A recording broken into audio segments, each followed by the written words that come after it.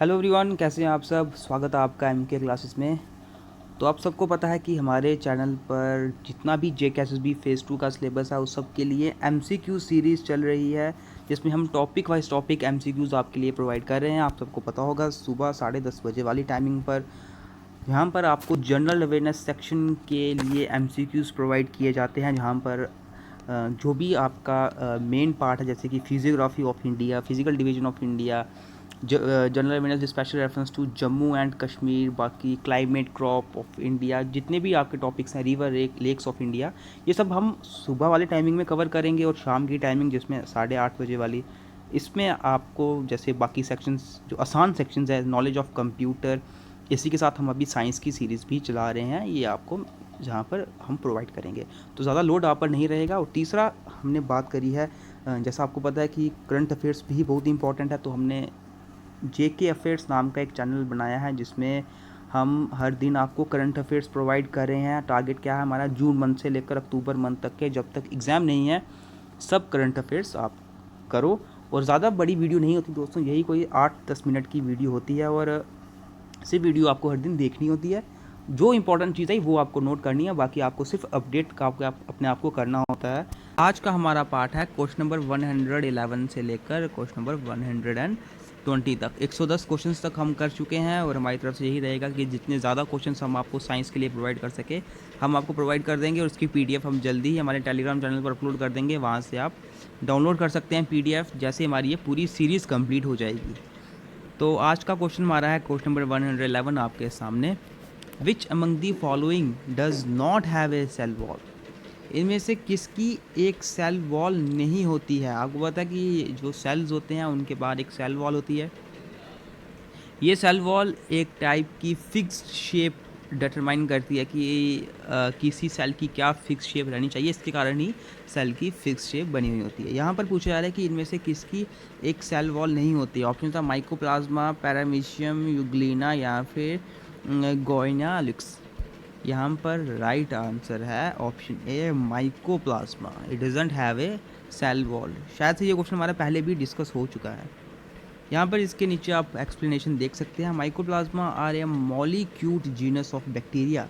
ये mollicute genus होते हैं बैक्टीरिया के, जिसमें कोई सेल वॉल नहीं होती है अराउंड देयर सेल मेम्ब्रेन, यानी कि सेल मेम्ब्रेन को कवर करती हुई कोई भी सेल वॉल नहीं होती है। ये सबसे स्मॉलेस्ट बैक्टीरियल सेल्स होते हैं जो अब तक डिस्कवर हुए हैं, and can survive with oxygen, यानी कि ऑक्सीजन के बिना भी ये सर्वाइव कर सकते हैं। And come in various shapes, और काफ़ी ज़्यादा शेप्स में आते हैं, क्योंकि सेल वॉल ही नहीं होती इनकी कोई, तो इनकी कोई फिक्स शेप नहीं होती है, इसलिए काफ़ी ज़्यादा शेप्स में ये आते हैं। नेक्स्ट क्वेश्चन है, Edward Jenner discovered vaccine for which of the following disease. Edward Jenner ने इनमें से किसके लिए कौन सी डिजीज़ के लिए वैक्सीन डिस्कवर करी थी। ऑप्शन है ट्यूबरक्लोसिस, पोलियो, रेबीज़ या फिर स्मॉल पॉक्स।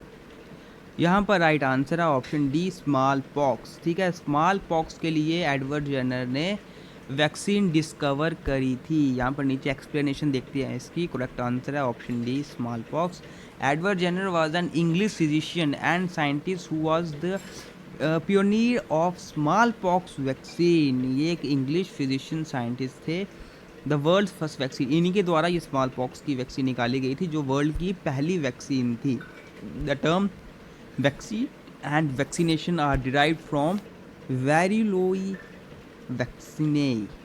इस टर्म से ये वैक्सीन या वैक्सीनेशन टर्म ये निकली हुई है, डिराइव हुई है। The term device by Jenner to denote cowpox. Question number 113 आपके सामने। Which of the following is the best reason behind the fact that bats can fly in the dark. इनमें से क्या सबसे बेस्ट रीज़न है किसके लिए, ये बताने के लिए कि बैट्स रात को भी, यानी कि डार्क के टाइम पर भी फ्लाई करते हैं। तो ऑप्शंस हैं आपके, bat have a better vision in the dark, यानी कि डार्क के टाइम उनका, अंधेरे के टाइम उनका काफ़ी अच्छा विजन होता है, इसलिए the lights start less them. Option C है, bats produce high pitched sounds ultrasonic, यानी कि अल्ट्रासोनिक साउंड प्रोड्यूस करते हैं, या फिर नन ऑफ द एबव। तो यहाँ पर राइट आंसर है option C, bats produce high pitched sounds यानी कि अल्ट्रासोनिक साउंड्स। ठीक है, देखिए यहाँ पर है क्या है कि जो ये साउंड्स जो बैट प्रोड्यूस करते हैं इनके द्वारा हाई पिच साउंड प्रोड्यूस कर की जाती है और हम human beings high pitch sounds को नहीं सुन सकते हैं। इन साउंड्स को अल्ट्रा साउंड बोलते हैं। अब होता क्या है कि जब बैट्स फ्लाई करते हैं उस वक्त ये हाई पिच साउंड्स प्रोड्यूस करते हैं। तो इससे होता क्या है कि अगर कोई ऑब्जेक्ट है दूर या फिर पास, तो जब ये साउंड्स प्रोड्यूस होती हैं ये उस ऑब्जेक्ट से टकराकर बैट्स के पास आती हैं, बैट्स पर फिर ये पड़ती हैं। तो फिर बैट्स को ये पता चल जाता है कि कोई ऑब्जेक्ट इनसे कितना ज़्यादा दूर है या फिर कितना ज़्यादा पास है। ठीक है, बैट्स यूज़ इकोज़ या फिर रिफ्लेक्टेड साउंड्स, इनको ही इकोज़ और रिफ्लेक्टेड साउंड्स यानी कि जो टकराकर वापस आ जाती हैं, इनसे वो डिटरमाइन करते हैं अपनी सराउंडिंग सिचुएशन को and to locate their prey यानी कि अपने शिकार की लोकेशन फाइंड करने के लिए। Often we see the bats fly at night, ज़्यादातर देखता है कि हमें हम देखते हैं कि बैट्स रात को ही फ्लाई करते हैं। They fly in the dark so quickly, और वो डार्क में इतना अच्छी तरह से उड़ते हैं बिना किसी चीज़ से टकराए। तो ये पूरे प्रोसेस को एक्कोलोकेशन ही बोलते हैं। ठीक है, 114 क्वेश्चन आपके सामने। In which among the following states the sports ministry is to establish the Khelo India centre of excellence. इनमें से कौन सी स्टेट में sports ministry is to establish Khelo India centre of excellence कहाँ पे एस्टेब्लिश होगा? ऑप्शन था मेघालय, मध्य प्रदेश, महाराष्ट्र या फिर ऑल ऑफ द अबव। तो यहाँ पर राइट आंसर है all of the above, option D is the right answer. ठीक है, यहाँ पे नीचे देख सकते हैं आप इसका explanation. The sports ministry of government of India is all to set establish Khelo India centre of excellence KISCE in Meghalaya, 5 more states under the ministry's flagship Khelo India scheme. Besides Meghalaya 5 other states, देखिए मेघालय को छोड़ के बाकी Dadra Nagar Haveli and Daman and दियो, महाराष्ट्र, मध्य प्रदेश, असम और सिक्किम, यहाँ पर भी इनके सेंटर बनाए जाएंगे।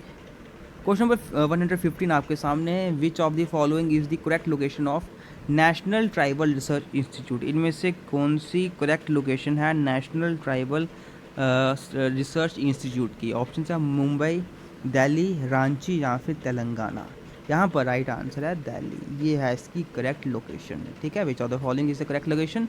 Delhi is the location of national tribal research institute. तो यहाँ पर 116 क्वेश्चन आपके सामने है। In India department of atomic energy is in direct charge of. India में जो एटॉमिक एनर्जी का डिपार्टमेंट है वो किसके अंडर है? Is in direct charge of, किसके अंडर है? वो प्रेसिडेंट के, प्राइम मिनिस्टर के, minister of science and technology या फिर नन ऑफ द एबव। तो यहाँ पर ये है प्राइम मिनिस्टर के चार्ज में in India. Department of atomic energy is in direct charge of prime minister के अंडर। ऑप्शन बी यहाँ पर होगा राइट आंसर। आप देख सकते हैं the department of atomic energy is in direct charge of the prime minister of India and the atomic energy commission is the governing body of department of atomic energy. और जो atomic energy commission है ये क्या है? Governing body है किसकी? Department of atomic energy, government of India. Next question है 117। Which Indian state is going to launch operation Durachari in order to keep a check on crime against women? इनमें से कौन सी स्टेट ऑपरेशन दुराचारी लॉन्च करने जाएगी? किस लिए? ये चेक करने के लिए कि वुमेन के अगेंस्ट क्राइम कहाँ हो रहे हैं, वुमेन के अगेंस्ट जो क्राइम हो रहे हैं उनको चेक करने के लिए। ठीक है, ऑप्शन है उत्तर प्रदेश, बिहार, राजस्थान और कर्नाटका। तो यहाँ पर राइट आंसर है ऑप्शन ए, उत्तर प्रदेश। ठीक है, इनके द्वारा ये ऑपरेशन दुराचारी ये लॉन्च किया जाएगा। ऑपरेशन जहाँ पे आप देख सकते हैं Uttar Pradesh is soon going to launch operation Durachari to check crime against women के अगेंस्ट जो क्राइम होता है उसको चेक करने के लिए and to put posters of habitual offenders. इनके जो भी ये ऑफेंडर्स हैं इनके पोस्टर्स लगाएंगे in case of sex related crimes on road crossing in Uttar Pradesh. और उत्तर प्रदेश के चीफ मिनिस्टर कौन है? ये हैं योगी आदित्यनाथ जी। क्वेश्चन नंबर 118 आपके सामने। When is the world pharmacist day celebrated every year? World pharmacist day हर साल कहाँ पर सेलिब्रेट किया जाता है? ऑप्शंस हैं सितंबर 30, सितंबर 28, सितंबर 25, सितंबर 24। तो यहाँ पर राइट आंसर है ऑप्शन सी, सितंबर 25। सितंबर 25 को हर साल वर्ल्ड फार्मासिस्ट डे सेलिब्रेट किया जाता है, ठीक है। सी ऑप्शन होगा यहाँ पे राइट आंसर। नीचे आप इसकी एक्सप्लेनेशन देख सकते हैं। Every year the world pharmacist day is celebrated on September 25। हर साल इस सितंबर 25 को सेलिब्रेट किया जाता है। This day is observed as International Pharmaceutical Federation FIP and the decision to observe this date was made during council meet of FIP in 2009 in Istanbul. तो इसका aim क्या है? Is to encourage activities that promotes the role of pharmacist in improving health, जिसके लिए इस साल की theme transforming global health है। 119 क्वेश्चन आपके सामने है। Which body has replaced medical council of India? इनमें से कौन सी बॉडी ने मेडिकल काउंसिल ऑफ इंडिया को रिप्लेस करा है? ऑप्शन है medical body of India, medical confederation of India, Indian medical council या फिर नेशनल मेडिकल कमीशन। तो यहाँ पर राइट आंसर है option D, national medical commission, ठीक है। डी यहाँ पर होगा right answer. National medical commission में इसका नाम चेंज किया जा चुका है। The medical council of India has been replace, किसके साथ रिप्लेस किया जा चुका है इसको? नेशनल मेडिकल कमीशन के द्वारा, NMC। It will serve as nation's apex regulator of medical education and profession. With the NMC coming into existence, the Board of Governors has been dissolved. Also, the 64-year-old Indian Medical Council Act has been abolished. जो 64 साल पुराना Indian medical council act था वो भी इसके आने से abolish हो गया। लास्ट क्वेश्चन आज की इस वीडियो का, which regulator body has launch faceless income tax appeals? इनमें से कौन सी रेगुलर बॉडी ने faceless income tax appeals launch किया है? तो ऑप्शंस SCBI, CBDT, CDIC या फिर एनफोर्समेंट डायरेक्टरेट। तो यहाँ पे राइट आंसर है ऑप्शन बी, CBDT। इनके द्वारा लॉन्च किया गया है फेसलेस इनकम टैक्स अपील्स, ठीक है। ऑप्शन यहाँ पे आंसर आप यहाँ पे देख सकते हैं। नीचे यहाँ पे एक्सप्लेनेशन लिखी हुई है। The central board of direct taxes, CBDT की फुल फॉर्म क्या है? Central board of direct taxes has launched faceless income tax appeals. Under this new regime, all income tax assessments, including allocation of appeals, e-communication of notices, e-verification, e-inquiry, e-hearing will be held online. ये सब की सब online held की जाएगी। But serious fraud, major invasion, international taxation and black money are exempted. ये सब चीज़ें इसमें नहीं इंक्लूड होगी। Prime minister Narendra Modi on 13 August 2020 launch the faceless assessment and tax payers charter as part of the transparent taxation honouring the honest platform. तो इसी के साथ हमारे आज के नेक्स्ट 10 क्वेश्चंस 120 तक हमारी ये सीरीज़ कंप्लीट हो चुकी है। और मिलते हैं फिर आपसे अब नेक्स्ट वीडियो में। ये PDF हम हमारे टेलीग्राम चैनल पर अपलोड कर देंगे, वहाँ पर जाके आप ये PDF डाउनलोड कर सकते हैं, ठीक है। तो हमारी तरफ से साइंस के लिए इतने ही क्वेश्चंस थे। अब हम इसका नेक्स्ट पार्ट जल्दी लेकर आएंगे जिसमें हम इसके आगे के क्वेश्चंस डिस्कस करेंगे, ठीक है। तो ये PDF हम अपलोड कर देंगे आज ही हमारे चैनल पर, तो आप ये PDF डाउनलोड कर लेना वहाँ से। और मिलते हैं फिर आपसे अब नेक्स्ट वीडियो में नए कंटेंट के साथ।